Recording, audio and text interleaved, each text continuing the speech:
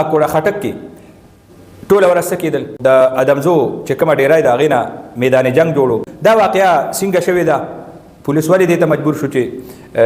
اخري ګوله یې چلولو ته تیار شو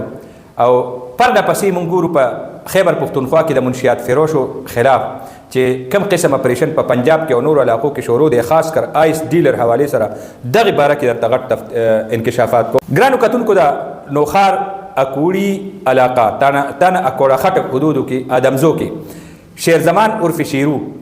چې په ده باندې مختلفو وختونو کې د 100 نه زیاتې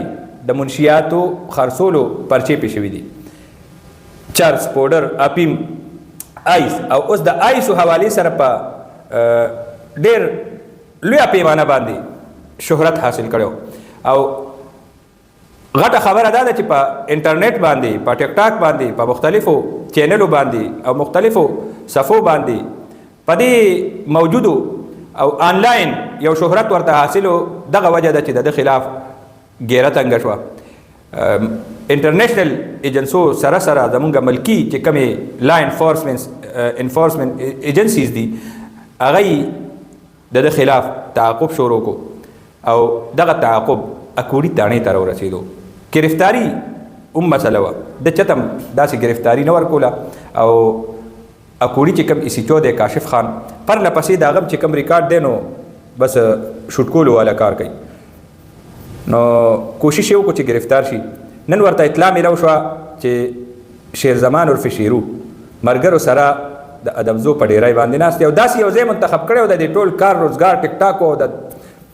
تماشې دپاره نشې تماشې دپاره چې ټول علاقه به ترې نه ښکارېده ځان له یو ریاست جوړ کړی نو دی چې کله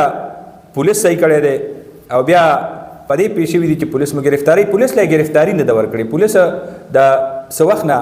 مختلفو چینلو باندې ورته سوال جوابونه هم کړي چې ځان قانون ته حواله کړه نو ما چې کومې خبرې وکړې افسرانو سره نو هغوی دا وایي چې مونږ خو د ډېر زیات کوشش ده چې د قانون ته ځان حواله کړي بیا توبه طیب شي په ده چې کومې پرچې وي هغه به قانوني طور باندې هغه به د خپل قانوني جنګ کوي او حالت به دې ته ونه رسي خو به هر حال منشیاتو او د هغې خرڅول او د ټوپک په زور خرڅول د ټوپک والا چې کوم منشیات فروش دي نو هغې کې دی راتلو نو پولیس باندې ډزې کړي دي بیا باقاعده مقابله پولیس مقابله سټارټ شو دې کې مختلفو طرفونو نه پولیس دته ګیره واچوله د ده دا کوشش و چې موږ په هره طریقه وځو او په پولیس مطلب ډزې هم کولې نو دې دوران کې د پولیس د طرف نه فایرنګ چې کم کېدو هغې باندې دی لګېدلی دی ملګری وتی دی دا هم یو سوالیه نشان دی به هر حال پولیس لګیا دی چې موږ باید ډېر زر دغه ملګري ته رسو او دی د ده د مرګ نه پس پولیس په علاقه کې سرچ اپریشن نورم شروع کړی دی او اکوړي پولیس وایي چې هیڅ قسمه منشیات فروشي قبضه مافیا او چې کوم سماجي برایانې دي د دې به په خپل علاقه کې اجازت نه ورکوو کاشف خان د اکوړه خټک تبنګي سیچو دی او دلته په نوخار کې هم زه به ووایم چې ډي پي او نوخار په قیادت کې پرله پسې دلته د منشیات فروشو خلاف سماجي برایانو قبضه مافیا د دې خلاف مونږ په نظر راتلو والا اپریشن صحیح کې مونږ دلته دي په نوخار کې ګورو افسران باقاعده په روډونو باندې پیدا ګشت کوي د خلکو په منځ کې ګرځي بله ورځ زه په بوته روان وم تاسو یقین وکئ په چراټ روډ باندې اشفاق خاني سیټو په چراټ روډ روان او کوم ځای کې چې یو سیټو د خلکو په منځ کې ګرځي او ګشت کوي په روډ باندې ګرځي بیا پیدل پکې ګشت کوي نو هغه خلکو ته د تحفظ احساس کیږي او چې کوم مجرمي نو هغه په یاره کې وي چې یاره یا د افسر ویښ دی دی په روډونو باندې ګرځي نو څه ټایم هم په ما راتلی شي دغسې مونږ نوخار کې مختلفو علاقو کې ګورو افسران په روډونو باندې ګرځي او ګشتونه هم کوي باقاعده ښه د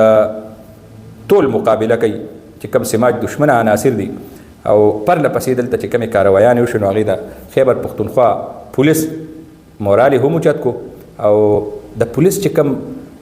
عام نوجوان دی د هغه مورال هم اوچت دی چې پولیس دې ټایم کې کمزوري پیچ باندې نه دی مونږ ګورو پولیس مسلسل جرایم پیشه چې کوم امن دشمنه مجرم ټایپ د معاشرې دشمنان خلق د خلکو د بچو دشمنان خلق آیس فروش منشیات فروش داسې قسمه خلق دي نو د دې خلاف د ټول مقابله کوي او پار کوي مقابله کې لري کوي نو دې داسې قسمه مقابلو کې زمونږ پولیس فورس هغه چې کومه طبقه ده د هغې مورال اوچتېږي او هغه د هغې مضبوطیا راځي او کوم ځای کې چې د پولیس لیول ښکته او کمزوری شي نو هلته بیا مورال ښکته کېږي نو ښار کې دا کمې مقابلې چې وشي په دې باندې عوامي سماجي حلقې هم د خاص کر د منشیات فروشو خلاف دا قسمه کارویانو باندې نو ښار پولیس ته خراج تحسین پیش کوي